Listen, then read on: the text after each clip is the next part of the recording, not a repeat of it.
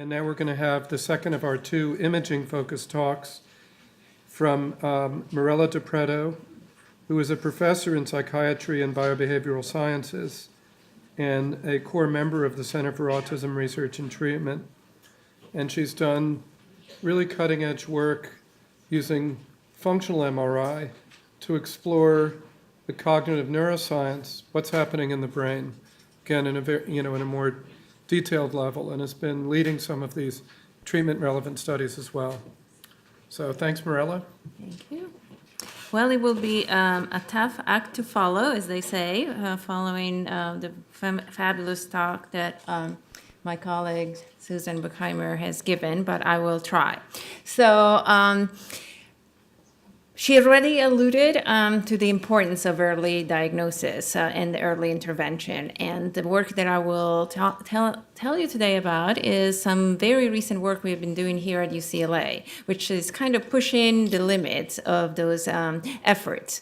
I will remind you that despite all of these advances in autism research, the time of diagnosis still hovers around 2 or 3 years of age, and even later in disadvantaged communities. So it's quite important that we try and do better in order to not waste so many precious years. Okay, so the approach that we use is called the infant Sibs approach, one of the approaches, I should say, because there are several. In this case, what we do, we follow prospectively infants that are born in a family where there is already a child with autism, because we know that the recurrence rate is quite a bit higher in this population. It's indeed about 20%, and it's even higher, actually, in multiplex families where there are 2 or more children with a diagnosis already. So the notion is very simple. We want to compare data collected in this group of high-risk babies who later do or do not meet diagnostic criteria for autism in order to identify some of these early markers that Susan had already told you about.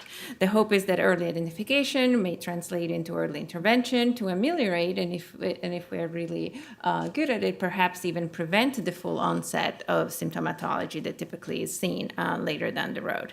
This kind of work is quite important, not just because about 20% of children born in a family with a child with autism will be likely to get a diagnosis, but because in this group, as many as other 40% of children will develop other suboptimal outcomes like language delays or social communicative impairments or attention deficit and hyperactivity disorders, and they may also display some cognitive delays and academic difficulties later on.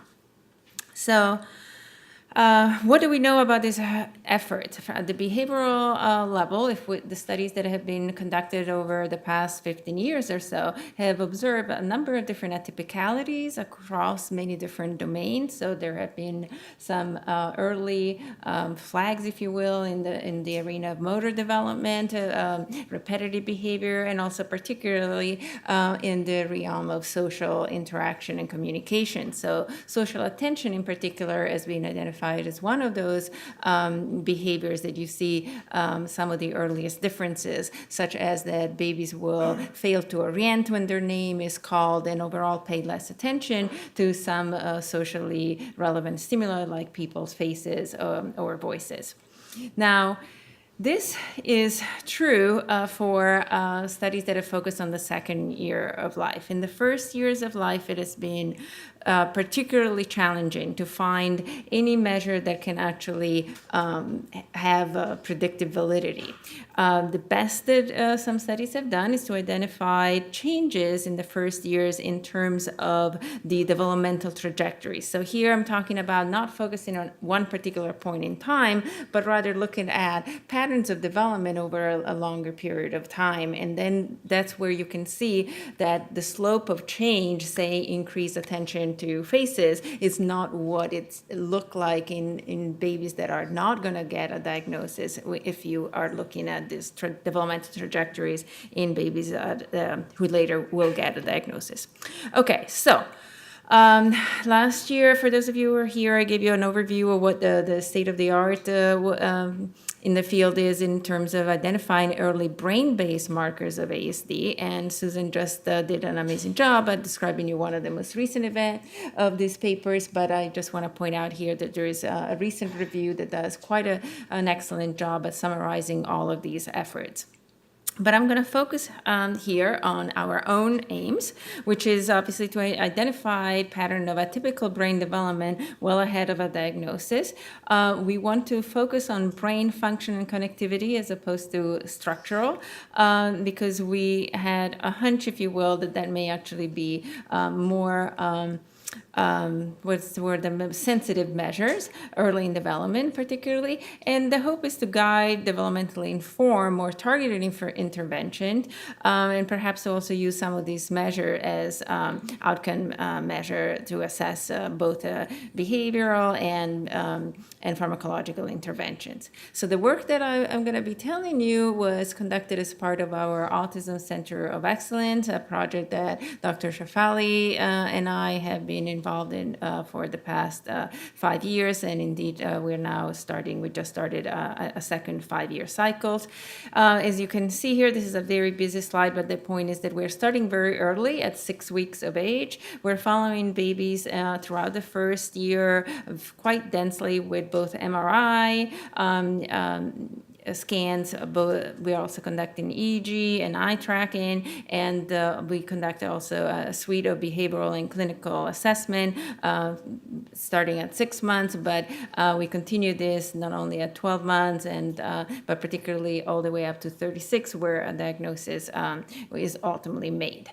So I'm going to focus today on one particular project that is focus on the Salience Network. Now, as the name may suggest, this is one of those functional networks identified in the brain where Susan was telling you we looked at how pattern of activity across different regions goes up and down in tandem as opposed to being desynchronized. And what do we know about this network is that it's involved in detecting and integrating external sensory information with internal emotional and bodily states. And it kind of balances our attentional resources between the internal and external stimuli. At any given point in time, there may be something that is happening in your environment that, drives you, it requires attention to that. And other times you may have a tummy ache and become almost oblivious to what is happening around you because you're focused on your internal, in that case, negative states. Lucky for us, this is an early emerging resting state network. There is evidence conducted in healthy neurotypical babies that shows that this network is identifiable very early in life. And you can see here that our goal is basically to study this network, to look at some of this early alteration in social attention that I mentioned earlier on are characteristic of infants who later get an autism diagnosis. So we use this as a probe to kind of figure out whether there are some early alteration or atypicalities in ultimately in social attention, what would make typically developing babies focus on the eyes of a person that is talking to them, a caregiver, versus deciding to ignore that and focus on some object that it's obviously not very meaningful from a social development and learning perspective. Okay. So what is important about the Salience Network is that as studies conducted in older individuals with autism and as well as youth with autism have shown that it's actually a good biomarker of ASD. A study that was published several years ago, which explored a number of different networks, functional brain network, have found that the Salience Network, highlighted there in the yellow box, actually showed the highest classification accuracy in distinguishing youth with who had a diagnosis of autism from those who did not. And this same study also showed that hyper connectivity in this network, or abnormalities actually in this network, were associated with the severity of restricted and repetitive behaviors. And some of our own work here, UCLA, also in older youth with ASD, showed that it's also associated with the sensory processing atypicalities. And I want to take a moment here to highlight why this is important. And that is that while we know that the social deficits are the most impairing and condition in autism, the field is slightly moving. The current theorizing in the field is now really recognizing that some of these deficits may actually derive from earlier occurring sensory motor issues. And of course, you can imagine that assessing sensory, atypical sensory processing, like in the case of responsivity, may be particularly hard to do in infants until a baby is capable of like covering their ears in the case of when there are loud noises in the environment, or like pulling off their socks or other article of clothes that they find irritating. I mean, there really is no way in which we can detect whether an infant is particularly sensitive to some of these stimuli. And I also note that there has been increased interest in looking at sensory processing atypicalities since the DSM-5 now actually includes that as one of the diagnostic criteria. Okay, so this is just to set the stage as to why we decided to focus on this network. I mean, it makes total sense that this would be something that is there from the get-go, because as infants enter this world, they are bombarded with a variety of stimuli, and being able to hone in on the ones that are most socially relevant is particularly important for normative social development. Okay.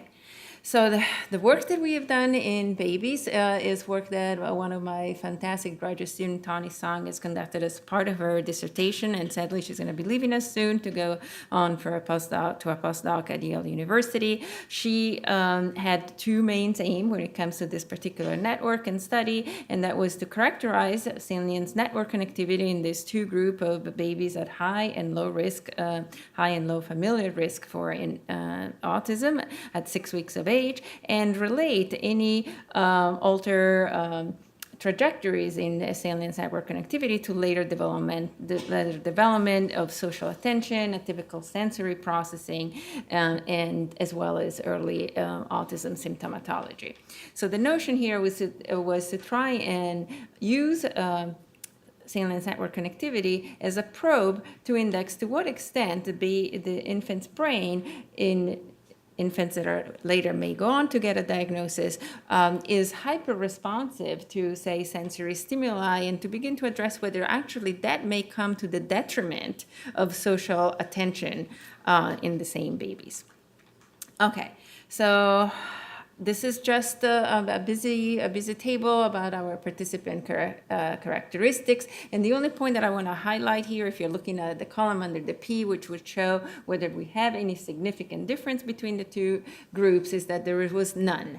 So basically, just like in our prior studies with this population, we really did not find any behavioral markers that differentiated the high-risk group from the typically developing babies. There was something that was a little bit trending, that 0.06, and that was like initiating joint attention. I'll tell you a little bit more about that, but it's one of those measures that have been used in the field for a long time, where I'm talking where you videotape a mother-child interaction, and then you code some of them for the bids for attention that a baby would make, to actually using an object, going to a caregiver and bringing it to them to kind of like share the focus of the attention. Okay. So in terms of the methods, I told you we start at 6 weeks. This is done in sleeping babies. We do not sedate or do anything such thing. So we prep them until they're asleep, and then we conducted this fMRI scan while they were asleep, using that region in red, the right anterior insula, as our seed to then identify networks of connectivity of this Salience network. Then at 3 and 6, 9, and 12 months, months, we also have eye tracking data collected on the same babies. These data were collected as the infants were watching 2 different video clips from Charlie Brown's Christmas and Sesame Street.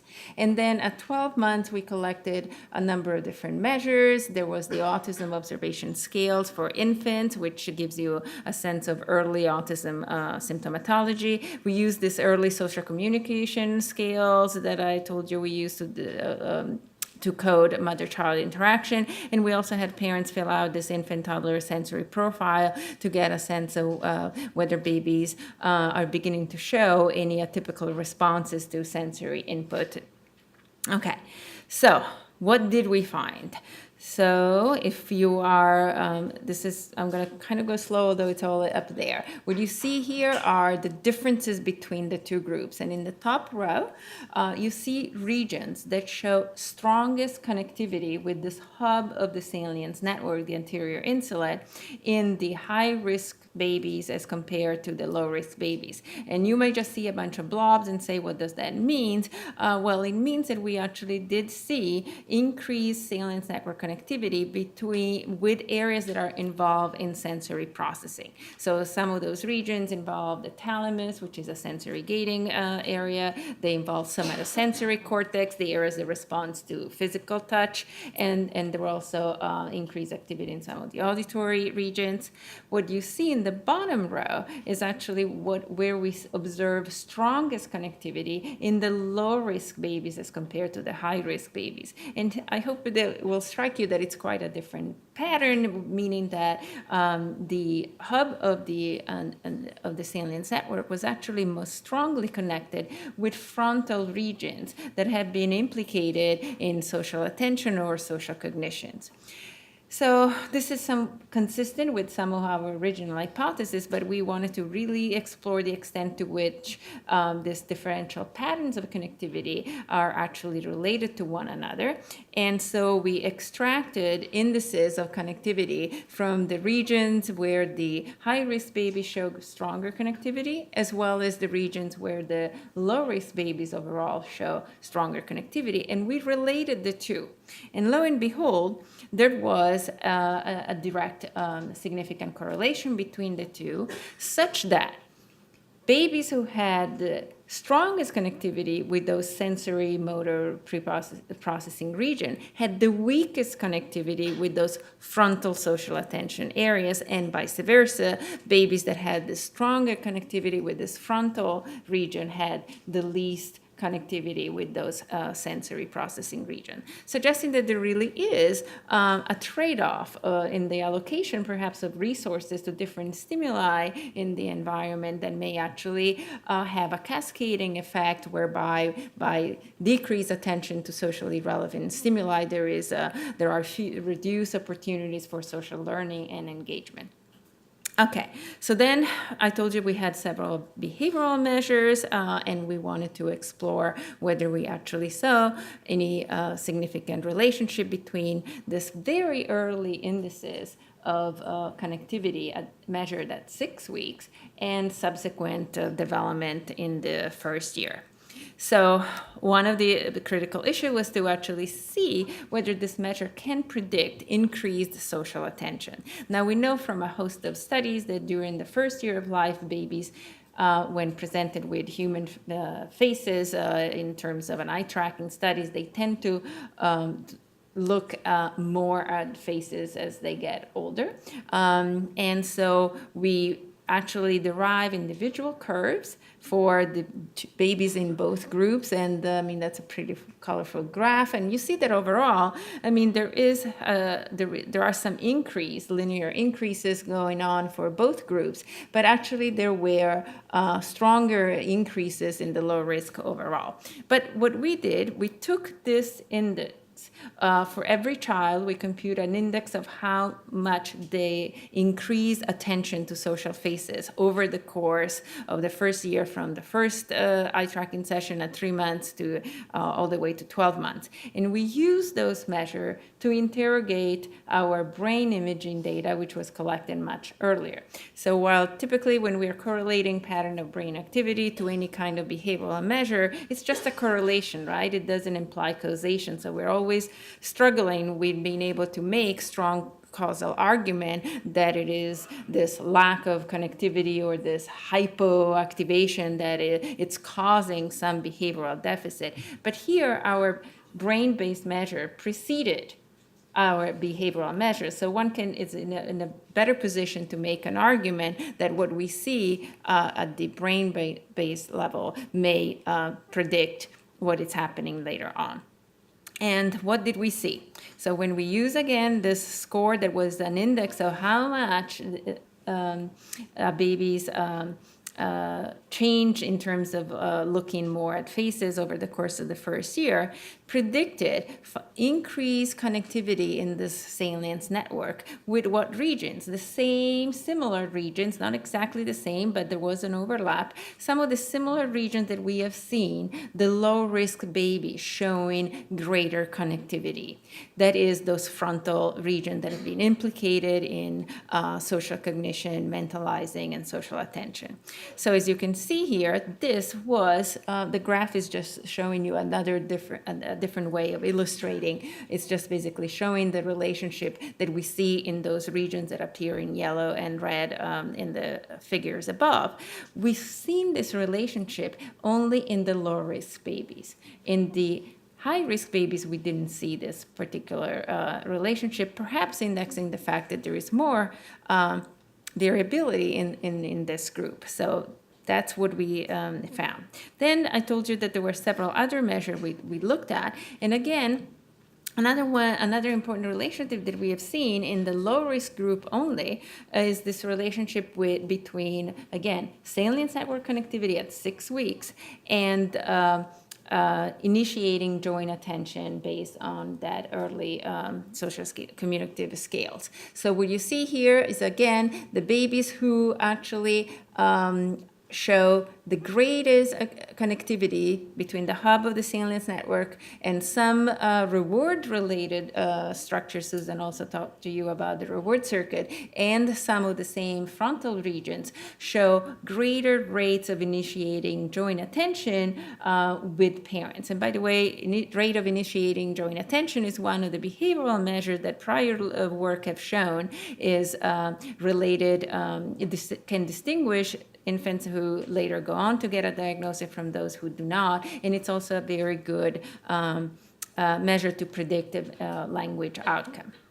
Now, again, this was only seen in the low-risk babies, but we actually did find some significant relationship between brain connectivity at 6 weeks and behaviors even in the low-risk group. And I show you that what you see here is actually the relationship that we found with the measure that tap their sensory processing sensitivity atypicalities. And what you see here is that the greater the connectivity at 6 weeks between the hub of the Salience network and some sensory processing region, which include primary auditory cortices, as well as the thalamus, which is the sensory gating subcortical structures, the higher the parents report of issues of hypersensitivities in these babies from 6 to 12 months.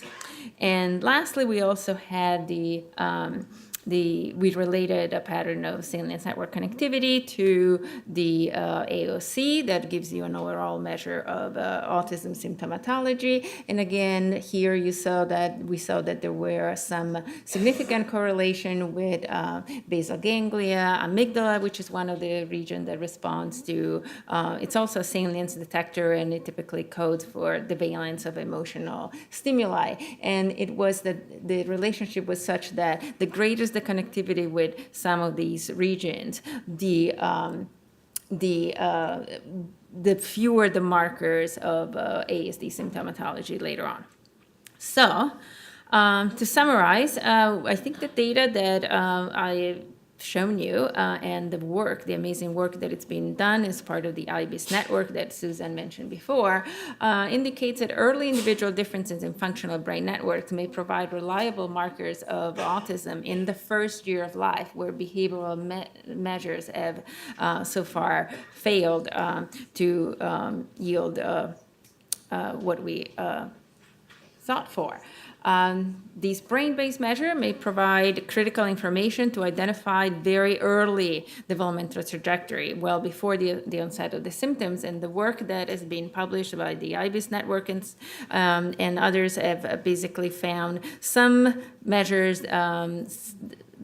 that predict future diagnosis around 6 months of age. And here our work suggests that if we look, we can actually find diverging developmental pathways much earlier in development.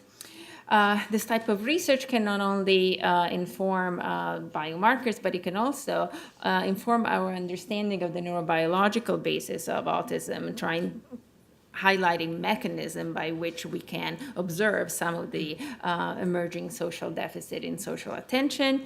And what we need in the future is to expand this work, as we're doing in our current ACE center, by focusing on babies that have different genetic risk for autism, so not just familial risk, but also looking at different genetic risks that's conferred by tuberous sclerosis or 22q deletions. And ultimately, we need large-scale studies. This is the era of big data, but in order for us to really be able to not only identify reliable marker, but in particular to do so, keeping in mind the heterogeneity that characterize the autisms, it's going to be a goal for the future. And with that, I thank everybody in my collaborators and the folks in the lab who have done this work, all of the families, and I'm going to, I guess, let you go and have a break. Yeah, thank you.